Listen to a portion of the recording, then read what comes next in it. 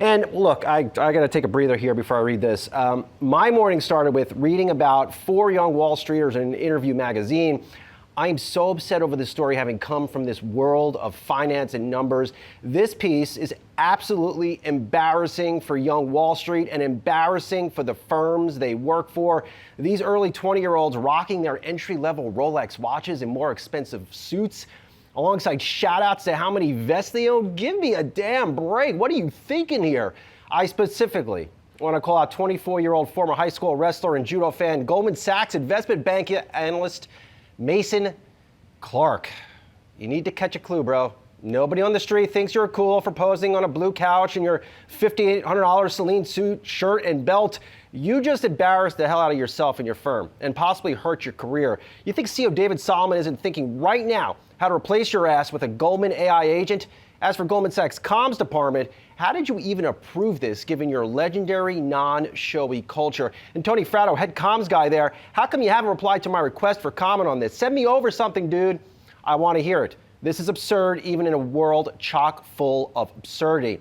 Shout out to my man, John D'Agostino over at Coinbase, who is also no stranger to this world of finance. Loved his hot take to me on X this morning on this one. John, you absolutely nailed it. Go give John a follow on X. He is the man. Here on the opening bid roundtable, Art Hogan, B. Riley Wealth Chief Market Strategist, alongside Yahoo Finance reporters Brooke, DiPalma, and Ines Ferré. I'm flipping the script here. Art, I'm coming to you. I don't know if you saw this article. Would the 24-year-old Art Hogan pose for a magazine in a Rolex?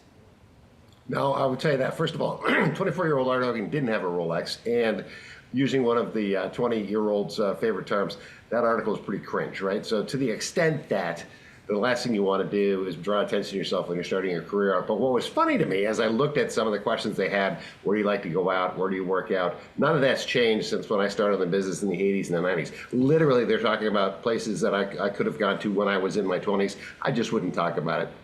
Isn't this the same, isn't this the crap, Art, that continues to give Wall Street a bad name? And I've been into the Goldman Sachs headquarters. I've known a lot of these guys for a while. You walk in there, and they're basically all wearing the same color, and they really all look the same. I don't know how they live outside of there, but when you go there, it is a very unique culture. Yeah, there's a uniform. There's a reason why they sort of have that culture and always have, and that's true of all the major investment banks. There's an unstated culture that everyone lives by, but the last thing you want to do is be out publicly talking about how fancy you are, and clearly this was an embarrassing article for those young kids, and hopefully they're going to learn their lesson and not the hard way. Brooke, I'm going to come to you here on this one. Maybe I'm just the increasingly old guy on this stage, on this set, and I don't get it. Y'all are way younger than me. Is this cool? Is this a cool moment for these guys? Brian, did it take me by surprise? Absolutely. When you sent this article and said we were going to chat about it on air, I was taken a bit back when I was reading it. But what I will say is that some of the places, like Art had said, these are places that I went to as well while interning in New York City. And also, too, I mean, things haven't really changed. There's still about 8 to 12 vests in every single young investment banker's closet, including yours, Brian. I saw that you were wearing that vest right before this segment went on.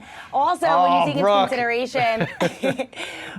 into consideration how exactly these big banks are recruiting new young talent, think about what JP Morgan is doing with that new building. They have workout classes. They have everything you could think of. They even have, from what I understand, a bar in that building as well. That's extremely hard to get into. So I don't know if this was approved, but what I will say is that this definitely is getting the attention. Maybe some college kids who are looking at these guys thinking, wow, that could be me in a few years. I'm always up for that. I always love a bit of inspiration, what I could work hard for. Am I surprised by what they're buying at this age? Absolutely. But do I think that it could be aspirational for an 18-year-old who is thinking about studying finance in college? Absolutely. So I'm going to take a bit of a contrarian view.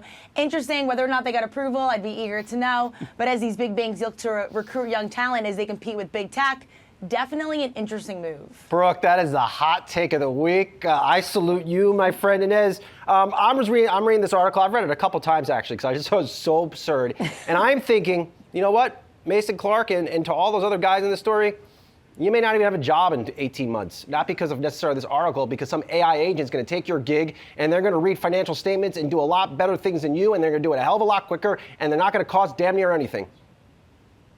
Oh, Sozzi, you are having a bah humbug moment I am. here. I most certainly am, Ines. I most certainly Look, am. I understand what you're talking about, but look, this is the age now of social media, of displaying everything out there. So it is different than when it was years ago. I will say that when I was reading this, I was thinking to myself, these guys are really lucky. They have seems like they have great jobs. One of them said on a good day he works 55 hours, and it could be more than that. So they do seem to be hard workers.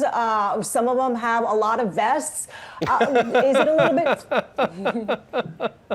right? I mean, one of them said he had 5 or 6 vests or something like that. I can't afford their vests, guys. I may have vests, Brooke. Okay, I may have them, but I don't think I'm affording their vests. I will say, I'm jealous of how many hours that some of these guys sleep. So I got to figure that out. 8 hours a night? How are they getting that? Well, because they know they're getting their big fat $500,000 a year bonus anyway. There I am with the vest, guys. Thank you for that and eating a McDonald's sandwich. I appreciate it. I mean, the team here at Yahoo Finance always blows my mind. So, Art, looks like it's me and you on one side, and we have the ladies on the other side. We'll leave it there for now.